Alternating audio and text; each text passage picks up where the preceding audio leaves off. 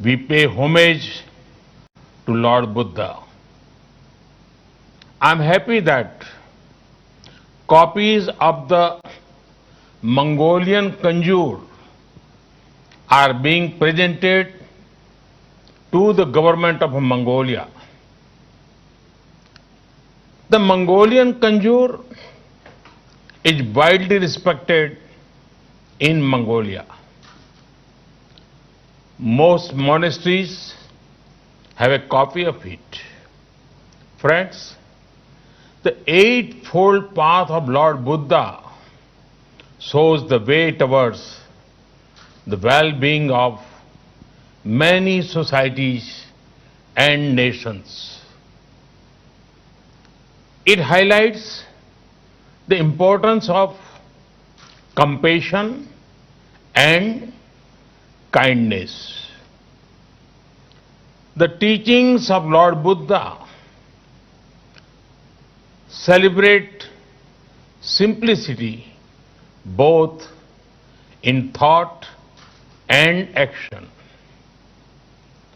Buddhism teaches respect, respect for people, respect for the poor, respect for women, respect for peace and non-violence.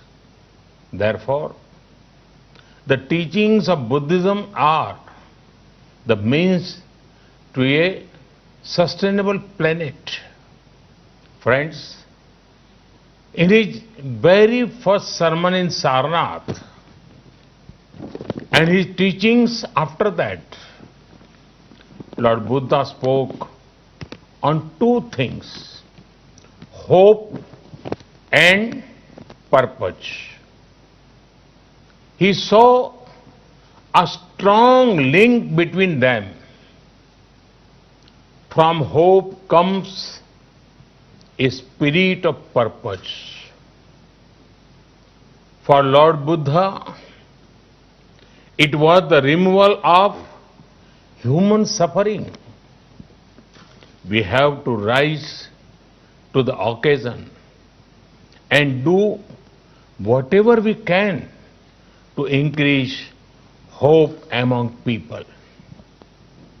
Friends, I'm very hopeful about the 21st century. This hope comes from my young friends, our youth. If you want to see a great example of how hope, innovation, and compassion can remove suffering, it is our startup sector led by our youth. Bright young minds are finding solutions to global problems. India has one of the largest startup ecosystems.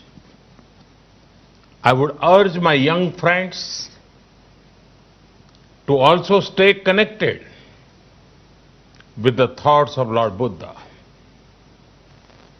They will motivate and show the way ahead. At times, they will even calm you down or cheer you up. In fact, Lord Buddha's teaching of Appa Deepo Bhavaha, Appa Deepo Bhavaha, be your own guiding light, is a wonderful management lesson. Friends, today the world fights extraordinary challenges.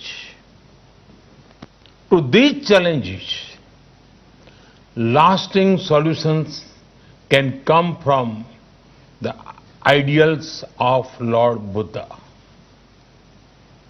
They were relevant in the past. They are relevant in the present. And they will remain relevant in the future. Friends, it is the need of the hour to connect more and more people with Buddhist heritage sites. We in India have many such sites. You know how people also know my parliamentary constituency of Varanasi. At the home to Sarnath, we want to focus on connectivity to Buddhist sites. A few days back, the Indian cabinet announced that Kushinagar airport will be an international one. This will bring so many people, pilgrims and tourists. It would also generate economic opportunities for many. India awaits you. Friends, once again, my greetings to you all. May the thoughts of Lord Buddha further brightness, togetherness and brotherhood. May his blessings inspire us to do good. Thank you. Thank you very much.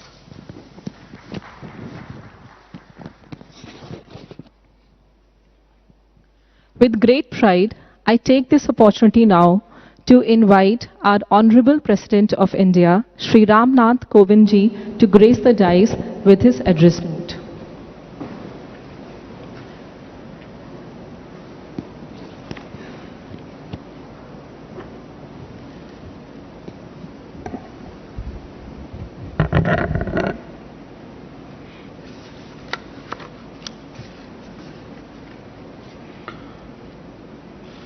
Minister of State, Independent Charge, Ministry of Culture and Ministry of Tourism, Sri Prahlad Singh Patel, Minister of State, Independent Charge, Ministry of Youth Affairs and Sports, and Minister of State, Ministry of Minority Affairs, Sri Kiren Rijiju, Ambassador of Mongolia to India, His Excellency Mr. Ganching Ganbold, Member of Parliament and President, Indian Council for Cultural Relations, Dr. Vinay Sahasrabuddhe, Secretary General, International Buddhist Conference, Sri Dhammapriya, Secretary Culture, Sri Anand Kumar, distinguished guests, ladies and gentlemen. First of all, I extend my heartiest greetings to all of you on this auspicious occasion of Dhammachakra Divas and Ashadh Purnima. It was today on Ashadh Purnima, some 2500 years ago, that the word of wisdom was spoken out for the first time. On attaining enlightenment, the Buddha spent 5 weeks in a state beyond description. Then he started sharing with people the nectar he had discovered. It was in the Deer Park in Sarnath, near Varanasi, the ancient city in the eastern part of India, that the Buddha taught the Dhamma to his 5 original disciples. It was a momentous occasion unparalleled in the history of humankind. That day is also known as Guru Purnima. Hindus and Jains also celebrate it as a mark of reverence for their spiritual teachers.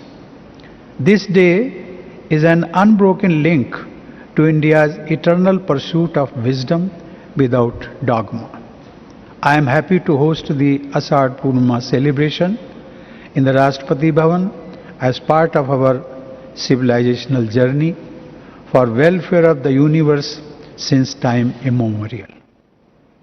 The video message by the Prime Minister of India seen by all of us just now reflects the eternal values and positive approach of India. I am delighted at the very enriching message from the President of Mongolia, His Excellency Khaltmagin Batulg, read out by His Excellency Mongolian Ambassador. I had the privilege to host the President of Mongolia as our honored guest in Rashtrapati Bhavan during his state visit in September last year. It was an occasion for us to deepen our civilizational friendship and to nourish our age-old Buddhist ties. Ladies and gentlemen, I am told that the International Buddhist Confederation, or IBC, with its presence in 36 countries, is holding the celebrations around the world. We, however, are in the midst of a virulent pandemic that has overwhelmed the entire humanity. Perhaps no part of the world remains untouched by this calamity that adversely affects every individual. As a precaution, we have to follow certain discipline and maintain physical distance. The IBC is therefore holding the events virtually. I believe that such an effort is praiseworthy because this makes it possible for a far larger number of people from all corners of the world to participate in them. Ceremonies and prayers are being organized at the sacred sites in Sarnath and Bodh Gaya in India, Kandy in Sri Lanka, and Gandan Tekchig Ling Monastery in Mongolia. Chanting of the Dhammachakra Pravartan Sutra by the Mahasangha in various countries is being streamed live. Friends, let us remind ourselves that the Buddha's first sermon was disarmingly simple. That sermon, known as Dhammachakra Pravartan Sutra in Pali, has a unique place in the Buddhist canon. Both practitioners and scholars revere it as the treasure in which the entire teaching is hidden. For 45 years after he attained enlightenment, the Buddha traveled across the vast regions of the Gangetic Plains to bring the healing message to the masses. Thus, he delivered a very large number of discourses, yet all of them, arguably, offered only variations and extensions of the key themes summarized in the first sermon. Ironically, the Buddha's teaching was against the current during those times. But the force of his argument was women around love, compassion and non-violence. The spread of Buddhism around the world was guided by these eternal values. In his lifetime, he always sought to convince people through his logical and moral arguments. For the Buddha always held that to force oneself to believe and accept a thing without understanding is political and not spiritual or intellectual. This is the precise reason that in his first sermon, the Buddha advises the 5 original disciples to shun the extreme methods and prefer the middle path, that is Madhyam Marga. Then he speaks of the ultimate reality as given in the 4 noble truths, which are: first, dukkha or suffering; second, samudaya, the arising or origin of dukkha; third, nirodha, the cessation of dukkha; and fourth, magga, the way leading to the cessation of dukkha. As summation of the human condition as well as human potential, these 4 pithy lines are unmatched in any tradition, spiritual or literary, in entire history. After the diagnosis of our ailment, the Buddha prescribes the medicine also, which is the noble 8-fold path to enlightenment known as the Ashtanga Marg. It is a complete and perfect way of life. The 8 steps are: right view, right thought, right speech, right action, right livelihood, right effort, right mindfulness, and right concentration. In conclusion, the Buddha proclaims, I quote, and a vision of true knowledge arose in me thus: my heart's deliverance is unassailable. This is the last birth. Now there is no more birth. Unquote. Thus, the Dhamma Chakra, the wheel of truth, was set in motion. Ever since it has been the lodestar, helping spiritual seekers navigate through the maze of worldly life and arrive at the end of suffering here and now. It is so scientific that it resembles psychotherapy more than a traditional dogmatic religion. It is this open attitude of inquiry into the heart of existence and the possibility of finding the key to eternal serenity that has attracted seekers in every age for the last 2500 years.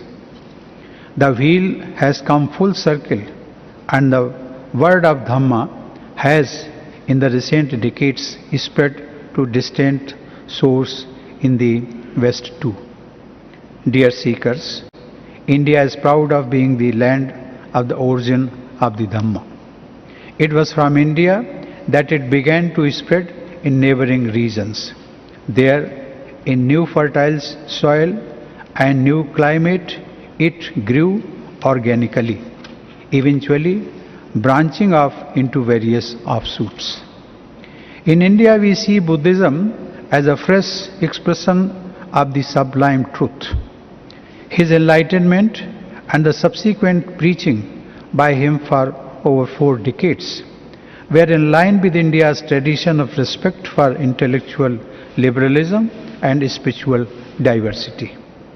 In modern times, 2 exceptionally great Indians, Mahatma Gandhi and Baba Saheb Ambedkar, found inspiration in the words of the Buddha and went on to shape the destiny of the nation.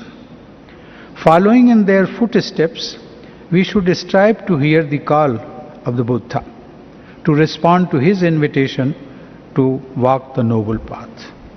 The world seems full of suffering, in short term as well as in long term. There are many stories of kings and affluent people suffering from acute depression who took refuge in the Buddha to escape cruelties of life. Indeed, the life of the Buddha challenges earlier convictions as he believed in finding a deliverance from suffering in the midst of this imperfect world. Dear friends, today as the pandemic ravages human lives and economies across the globe, the Buddha's message serves like a beacon. He advised people to shun greed, hatred, violence, jealousy, and many other vices to find happiness. Contrast this message with the hankering of an unrepentant mankind indulging in the same old violence and degradation of nature. We all know that the moment the virulence of coronavirus slows down, we have a far more serious challenge of climate change before us. Mahatma Gandhi, our father of the nation, knew that the Buddha offered a way out of our present predicament. In 1927, he told the students of the Anand College in Colombo, I quote, "The great master taught us what is known as the right path. And to learn the right path is not merely to pack our brains with many things that sound nice, good and sweet, but to do the right things." Gautam Buddha was so filled with mercy and kindness that it was he who taught us to love not only the members of the human family, but also to love all life, to love all the animal world. And he taught us also the personal purity of life. Unquote. In the final phase of his life, the Buddha was acutely conscious of the fact that egotism driven by envy, hatred, greed and ambition would undermine compassion and loving kindness. The Buddha therefore encouraged the culture of dialectic and debate among his followers to arrive at their own truth.